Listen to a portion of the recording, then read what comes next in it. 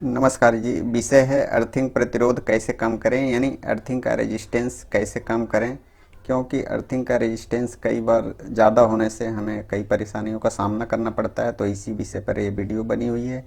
तो देखिए, अर्थिंग प्रतिरोध कम करने के लिए सबसे ज़रूरी है कि अर्थिंग इलेक्ट्रोड का चयन कैसे करें। जैसे जो हमारी स्टैंडर्ड साइज की जीआई पाइप होती है, 2 इंची जिसका डाया हो और 3 मीटर लंबाई हो, उसका उपयोग करें। सी क्लास की पाइप हो, या कई बार हम 1.5 इंची डाया की पाइप इस्तेमाल करते हैं और वो तकरीबन 4.5 मीटर लंबी होती है। परफोरेटेड होना चाहिए, यानी उसमें पानी डालने वाली सुराख होनी चाहिए।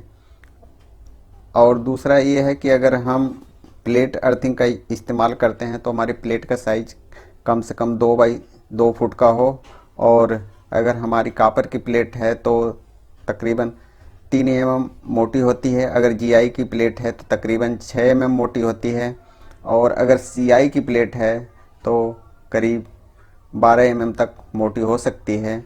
अगर हम रासायनिक अर्थिंग इलेक्ट्रोड का उपयोग करें, यानी केमिकल पाइप वाली अर्थिंग का उपयोग करते हैं, तो उस पाइप का डाया 2 से 2.5 इंची होना चाहिए और लंबाई तकरीबन 2.5 से 3 मीटर होना चाहिए। ये जीआई या कापर दोनों की हो सकती है। तो अगर हम स्टैंडर्ड साइज का इलेक्ट्रोड उपयोग करेंगे तो हमारी अर्थिंग बेहतर होगी, रेजिस्टेंस कम होगा। और अब आगे आप देखें कि जब आप अर्थिंग बनाते हैं तो अर्थिंग पिट में नमक, लकड़ी का कोयला और नरम मिट्टी का उपयोग करें। ज़रूरत पड़े तो उसमें कुछ रेत भी मिला सकते हैं। अर्थिंग पिट में पानी ज़रूर डालें और आगे के लिए उसमें नमी की व्यवस्था बनाए रखें। ज़रूरत पड़ने पर उसमें पानी डाल सकें और नमी बनी रहे तो अर्थिंग बेहतर होगी, रेजिस्टेंस कम होगा। और दूसरी बात ये मैं कहना चाहूँगा कि जब हम नई अर्थिंग पिट बनाते हैं तो उस पिट के अंदर नमक कोयला डालने के बाद कंकड़ पत्थर बिल्कुल ना डालें। अगर अर्थिंग वाली जगह पर सॉफ्ट मिट्टी नहीं है, यानी मुलायम मिट्टी नहीं है, तो नमक और कोयला का मिश्रण डालने के बाद उसमें मुलायम मिट्टी ही डालें। नहीं तो आपके अर्थिंग का रेजिस्टेंस ज़्यादा मिलेगा और आपको परेशानी होगी। तो इस बात का ज़रूर ध्यान रखें।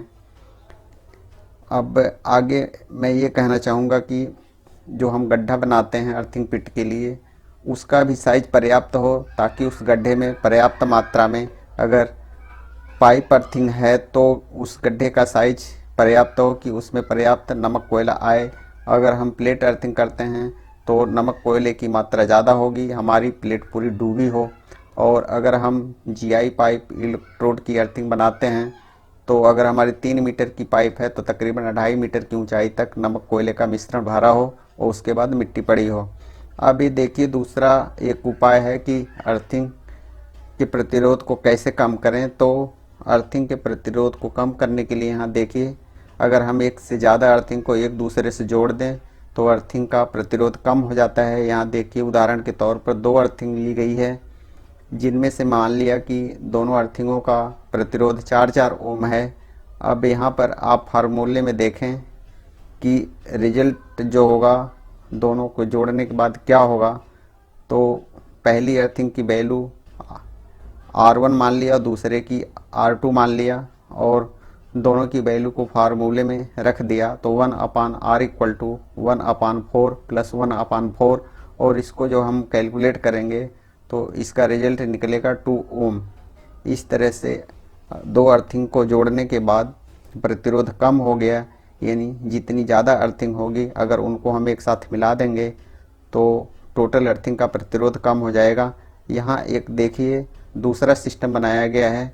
यहाँ पर एक अर्थिंगों का ग्रिड बनाया गया है, यानी पूरी प्रीमाइसेज में 2 जीआई पत्तियों को रन कर दिया गया है और हमारे पास जितनी भी अर्थिंग थी सबको इन दोनों जीआई पत्ती की ग्रिड के साथ कनेक्ट कर दिया गया है। अब ये मेन बस के रूप में जो 2 पत्तियां रन कर रही हैं, इनसे हम लूप लेकर के अपने इक्विपमेंट को डबल अर्थिंग दे सकते हैं। और इस तरह से यहाँ पर आप देख रहे हैं कि चूँकि बहुत सारी अर्थिंग एक साथ एक दूसरे से जुड़ी हुई हैं, इसलिए जैसा कि आप पहले देख चुके हैं, तो टोटल अर्थिंग की वैल्यू बहुत ही कम होगी और चूँकि डबल रन हो रही हैं बेहतर कनेक्टिविटी मिलेगी और हमारी जितनी भी अर्थिंग जुड़ी होगी एक विश्वसनीय अर्थिंग होगी। तो इस तरह से हम ये सिस्टम रिंग ग्रिड का सिस्टम अपना सकते हैं। अब आप आगे देखेंगे कुछ और हम बेहतर क्या कर सकते हैं। तो देखिए हमारे पास जो अर्थिंग की जो ग्रिड रन कर रही है, ये डबल पत्तियां रन कर रही हैं और हर एक अर्थिंग से जुड़ी हुई हैं। अगर हमारे पास जगह उपलब्ध है तो इन दोनों पत्तियों को कम से कम आधा मीटर की गहराई में अगर दबा दें तो इन अर्थिंगों के साथ साथ ये जो पत्ती हमारी ज़मीन के अंदर दबी होंगी तो ये भी एक अर्थिंग का काम करेंगी और ओवरऑल पूरे अर्थिंग के रेजिस्टेंस को कम कर देंगी। तो कई जगह इस विधि को भी अपनाया जाता है, अमूमन फैक्ट्रियों में देखा जाता है जहाँ पर मिट्टी हमारी मुलायम होती है तो पत्तियों को ज़मीन की गहराई में दबा दिया जाता है, जो आधा मीटर या 2 फुट तक की हो सकती है, गहराई हो सकती है। एक बेहतर कनेक्टिविटी मिलती है और हमारी अर्थिंग बढ़िया काम करती है, साथ में रेजिस्टेंस बढ़िया कम होकर के मिलता है। अब ये देखिए दूसरी परिस्थिति ये आ जाती है कि कई बार हमें जहाँ अर्थिंग करनी होती है वहाँ की मिट्टी सामान्य नहीं होती है, राकी होती है, पहाड़ी होती है। अब वहाँ पर हम गड्ढा कैसे बनाएं अर्थिंग करने के लिए, यानी सीधे इलेक्ट्रोड को वर्टिकल कैसे उसमें गाड़ें। तो इसके लिए एक टेम्परेरी प्रोविज़न बनाकर दिखाया गया है, इसे आप सामान्य अर्थिंग के लिए उपयोग कर सकते हैं। यहाँ पर आप देखें कि अगर हमें कोई गड्ढा दिखता है तो उसमें मुलायम मिट्टी डाल करके और हमारे पास जो इलेक्ट्रोड है, जीआई पाइप का इलेक्ट्रोड है, उसको हम लिटा करके डाल दें और मुलायम मिट्टी के बीच डालें। अगर गड्ढा नहीं मिलता है तो हम ईंट की चिनाई कर दें और दूसरी जगह से सामान्य मुलायम मिट्टी ला करके उस गड्ढे को भर दें। उस गड्ढे के अंदर 2-3 इलेक्ट्रोड जीआई पाइप के लिटा कर डाल दें, सुराख वाले हों और दोनों तीनों इलेक्ट्रोड एक दूसरे से जुड़े हों, उसमें पानी डालने का प्रोविज़न हो, नमक कोयले का मिश्रण मिला हो। तो इस अर्थिंग को अगर हम अपने इक्विपमेंट से जोड़ देंगे तो ये भी हमारे लिए एक साधन होगा।